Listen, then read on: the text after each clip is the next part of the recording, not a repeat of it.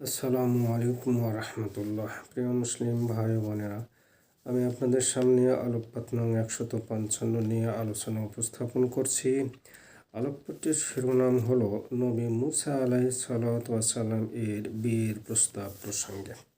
শিরোনাম সংশ্লিষ্ট সূরা আল কাসাস এর 27 নং আয়াতের তেলাওয়াত এখানে শোনানো হলো।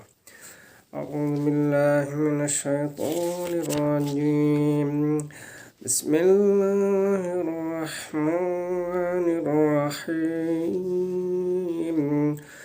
قال إني أريد أن أنكحك إحدى ابنتي هاتين على أن تأجرني ثمانية حجج فإن أتممت عشرا فمن عندك وما أريد أن أشق عليك ستجدني إن شاء الله من الصالحين। আলহামদুলিল্লাহ।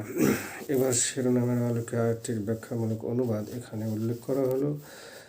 আয়াত 27। মহান আল্লাহ বলেন, ওহে বিশ্বনবী মুহাম্মদ সাল্লাল্লাহু আলাইহি ওয়াসাল্লাম, আপনি আপনার উম্মতে আসিয়া অমুসলিম উম্মতের উদ্দেশ্যে ঘোষণা করুন যে মেয়ের প্রস্তাবে নবী শুআয়ব আলাইহিস সালাতু ওয়াস সালাম নবী মুসা আলাইহিস সালাতু ওয়াস সালামকে মজুর নিয়োগ না দিয়ে বরং বিয়ের প্রস্তাব দিলেন। তিনি বললেন, ও মুসা, আমি আমার এই দুই মেয়ের একজনকে তোমার সাথে বিয়ে দিতে চাই, এই শর্তে যে তুমি কোনো পারিশ্রমিক না নিয়ে 8 বছর আমার এখানে কাজ করবে।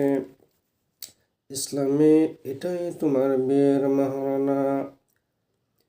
আর যদি তুমি আমার তত্ত্বাবধানে 10 বছর থাকো, সেটা তোমার অপশন। আমি তোমাকে তোমার দেশে ফিরে যাওয়ার ব্যাপারে এর অধিক থাকার কষ্ট দিতে চাই না। ইনশাআল্লাহ তুমি আমাকে সদাচারী হিসেবে পাবে।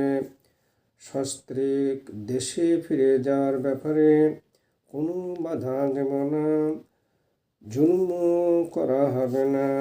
মাআযাল্লাহ।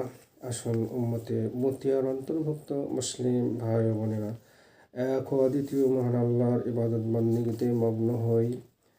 ব্যভিচার দর্শনের মতো সামাজিক অপরাধ থেকে মুক্ত থাকি আর সর্বদা তওবা করি।